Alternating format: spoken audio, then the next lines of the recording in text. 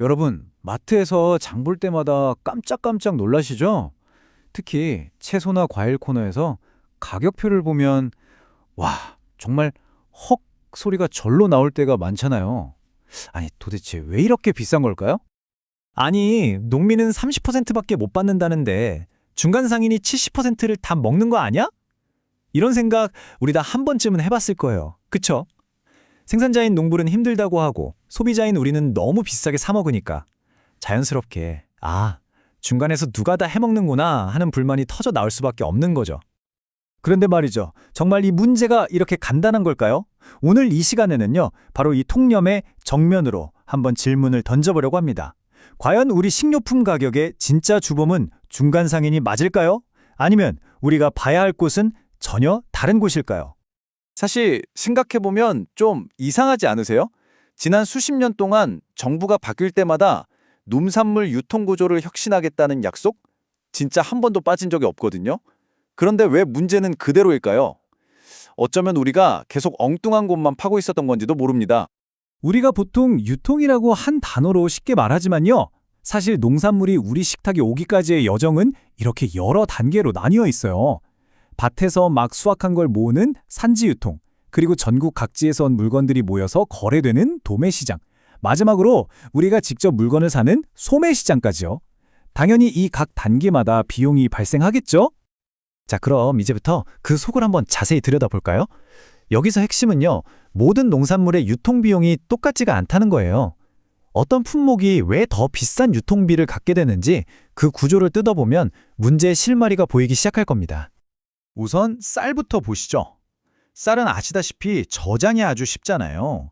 그래서 농가가 가져가는 몫이 70%로 아주 높고요. 유통비용은 30% 정도로 낮은 편이에요. 우리가 평소에 쌀 유통 때문에 너무 비싸다 이런 불평은 거의 못 들어본 이유가 바로 여기에 있습니다. 자, 이번엔 사과입니다. 여기서부터 슬슬 이야기가 달라지죠. 사과는 우리가 1년 내내 신선하게 먹어야 하니까 저온 창고도 필요하고 또 관리도 훨씬 까다롭습니다. 당연히 비용이 더 들 수밖에 없어요. 그래서 최종 가격을 보면 농가와 유통이 거의 반반 50대 50으로 나눠 갖는 구조가 되는 거죠. 그리고 바로 이 지점, 배추 같은 잎채소에서 우리의 불만이 터져 나옵니다. 한번 생각해 보세요.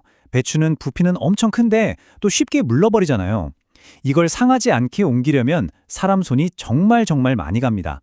바로 이런 까다로운 특성 때문에 유통비용이 무려 70%까지 치솟게 되는 겁니다. 그러니까 핵심은 이거죠.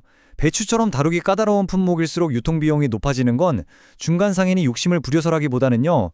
이 연약한 농산물을 밭에서 우리 식탁까지 무사히 상하지 않게 옮기는 데 드는 고생비용이자 위험비용이라고 보는 게 훨씬 정확하다는 겁니다. 자, 그럼 이런 질문이 생길 수 있죠. 그래도 우리나라 유통비용이 너무 심한 거 아니야? 만약 우리 시스템이 정말 그렇게 비효율적이라면 다른 나라랑 비교해보면 확실히 알 수 있겠죠? 자, 이 그래프 한번 보세요. 정말 의외의 사실이 보입니다. 미국 농부들이 최종 가격에서 가져가는 몫이 우리 한국 농부들보다 오히려 더 적어요. 이걸 거꾸로 말하면 미국의 유통 마진이 우리보다 훨씬 더 높다는 얘기가 되죠. 그럼 가까운 일본은 어떨까요?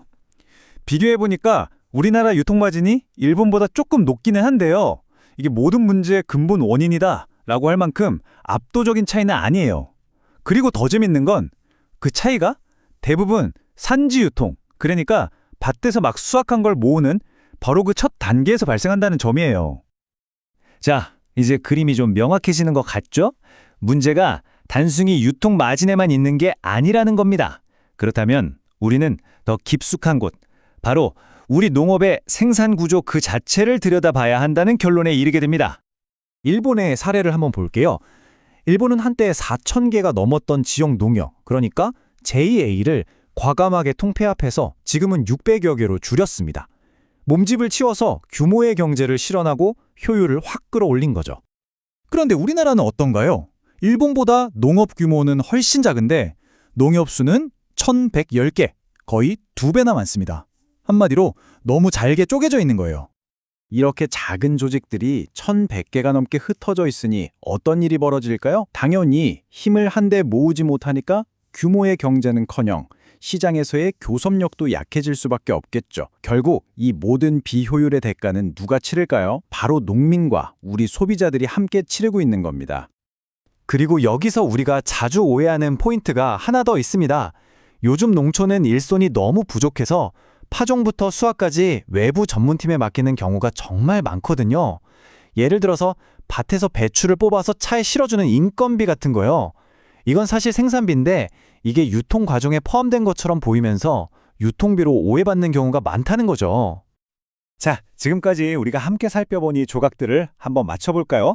이제 이 문제를 완전히 다른 각도에서 볼 시간이 된 것 같습니다.